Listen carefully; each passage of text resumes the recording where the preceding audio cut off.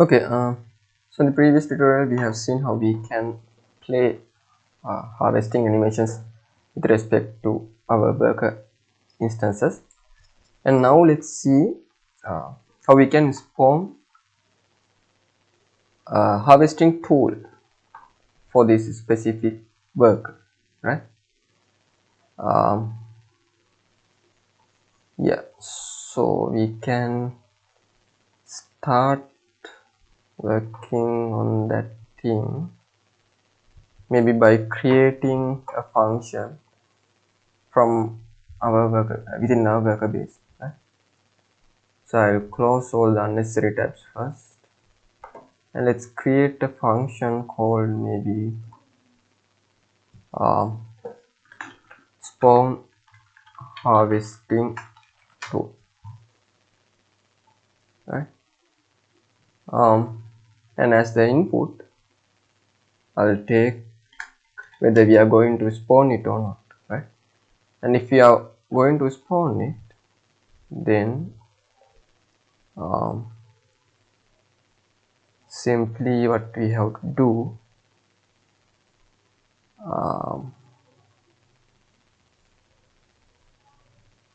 yeah, maybe we can create a structure to hold what sort of static mesh that we are going to spawn as the harvesting tool, and what is the socket that we are going to attach that is specific static mesh, and what are the socket transformation offsets that we require, right? um, so in order to do that, maybe let's create a structure called character attachment, and we need three variables. So first one is static mesh, which having the static mesh type, and then we need socket, right? And this socket is a specific socket name, so therefore it follows this name type. And if you need some additional socket transformations, we can do that here as well. So socket transform, and this is transform type. Then we can assign that as harvesting tool, and this is a character attachment, that is a single variable, instant readable, as well as it is under the setup category, right? So maybe we can assign some x as the static mesh, and then we need a socket that we need to attach this specific static mesh. So again, if you go to the props, RTS game starter kit, low poly assets, characters, base, and SM base character. So this is the shared skeletal mesh that we are going to use throughout this project. So all of those characters are sharing this specific skeleton, right? And yeah, so first let me check my documentation, and yeah, so here you can see here I have already has been assigned these three sockets to spawn specific resource, specific tool, right? So maybe like you can spawn x within this tool x socket, so you can maybe add a preview mesh, to check that spawn. See, it has been spawned. Likewise, if you need to spawn maybe a hammer, you can do that within the tool hammer socket like this. So actually these are the sockets that I created before, but even you can create your own sockets by simply clicking add socket option, right? And you can customize that socket accordingly, but for now I will use these pre-existing socket values, right? So maybe I'll use this tool act socket as the socket name, and as the socket transformation I'll keep it as it is, right? Okay, and then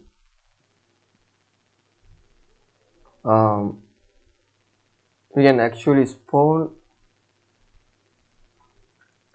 this specific actor static mesh, but I think it's better if we spawn this as a specific actor, right? A tool actor or something like that. So in order to do that, actually we can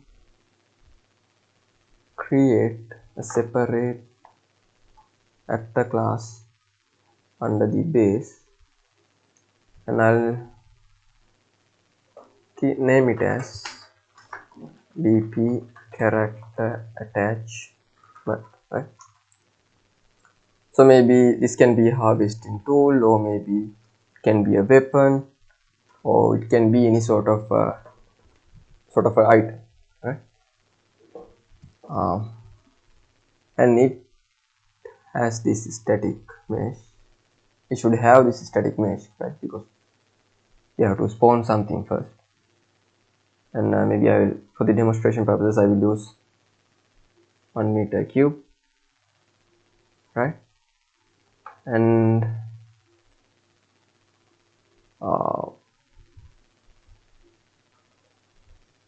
yeah,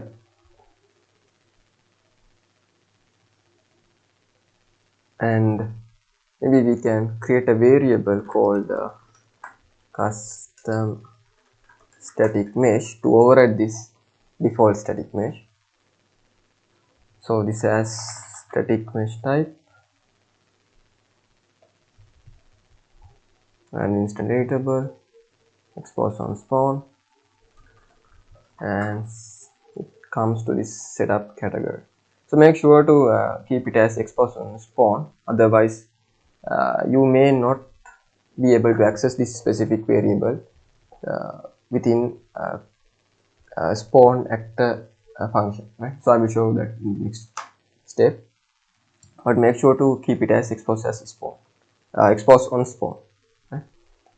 And at the construction level or constructor, we are going to override this static mesh, sorry, not this one, this static mesh, and set the static mesh as the custom static mesh. Okay, yeah, and then you can go to the BP worker base again and call the function called spawn actor from class, and our class is simply BP character attachment. So here now you can see that custom static mesh has been exposed on the spawn, right, on the spawn function, and as the parameters we can use this harvesting tool, split the struct, transformation goes over here, static mesh goes over here, and yep, that's it. And as the owner, maybe we can make it as self, right? Okay,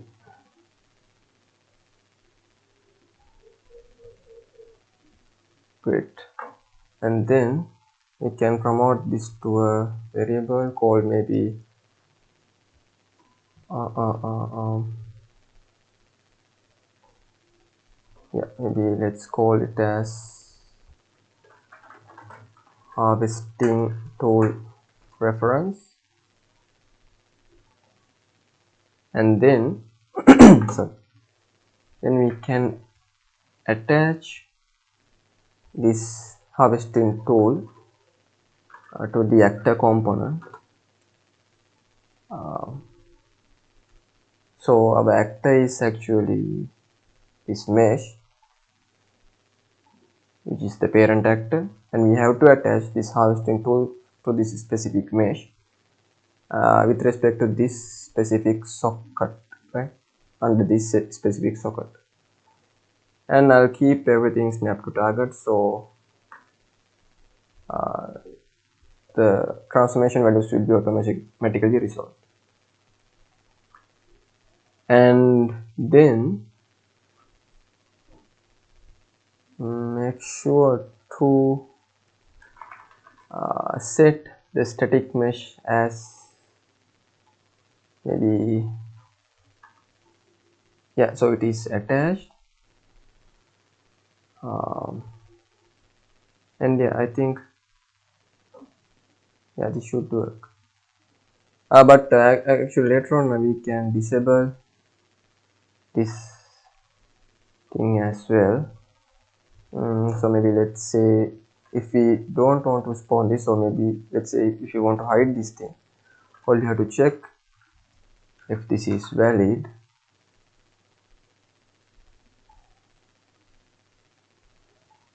and then we can get the static mesh and set hidden in game as new hidden, right? So it will be automatically get hide.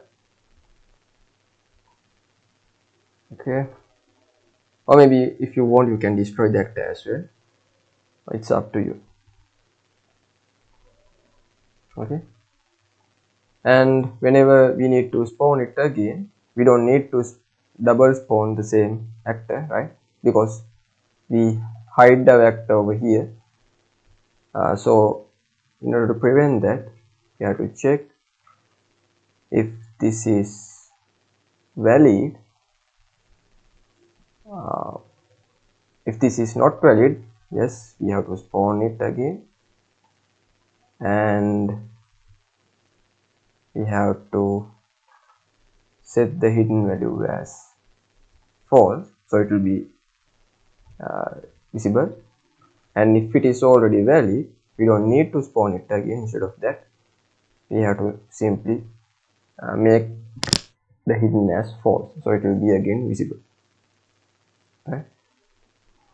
So that's how we are going to spawn the harvesting tool, and we have to call this function whenever we start harvesting, right? So let's call that function over here, and I'll make it as spawn. Okay, great. And then let's try to simulate it again, but first I'll disable these stuffs.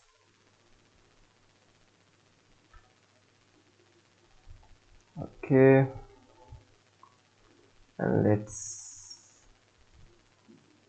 check whether our lumber is spawning X properly or not. Yep, he's spawning the X. But here I think we have a small issue. Okay, yeah, which is a collision response channel issue. Because this X has a collision, and whenever it is spawning, it will affect to our character. So that's why it was a bit buggy over there. So we don't need any collisions actually for this specific thing. So I'll keep it as no collision. And in the BP worker base as well, whenever when we spawning our worker, we are always spawning and ignore the collisions. That is specific character attachment, right? So let's try to simulate it again. Okay, now there are no bugs. The tool is spawning properly, and see, is harvesting. Okay, so let's try to enable these two as well. But here you will see all of them are spawning X because we haven't override anything yet, right? So here you can see even farming girl spawning the X, which is not what we wanted to do. So let's go to the each and every classes, and yeah, so maybe under the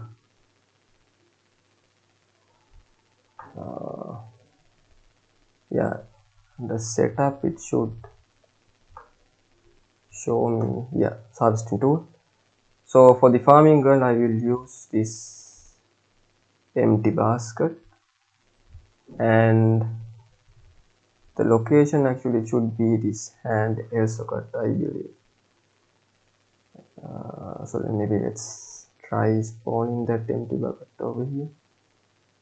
Yeah, I think this thing is correct. So I'll use hand air socket, and for the lumber, I think harvesting tool was fine. You can use the same X and same X location, but for the miner, we have to use hammer, and as the socket we can use this tool hammer socket. Let's compile everything, save all, and let's try to simulate it again. Okay, now you can see the farming girl is has spawned the empty fruit basket, right? And for the miner, miner is having this hammer instead of the X, and as usual the lumber is having the X, right? Okay, so that's how we are going to spawn the harvesting tools for each workers, and maybe in the next tutorial let's see how we can stop continuously playing this montage, and maybe start working on the resource depletion. Okay, and so I'll see you in the next tutorial. Thank you.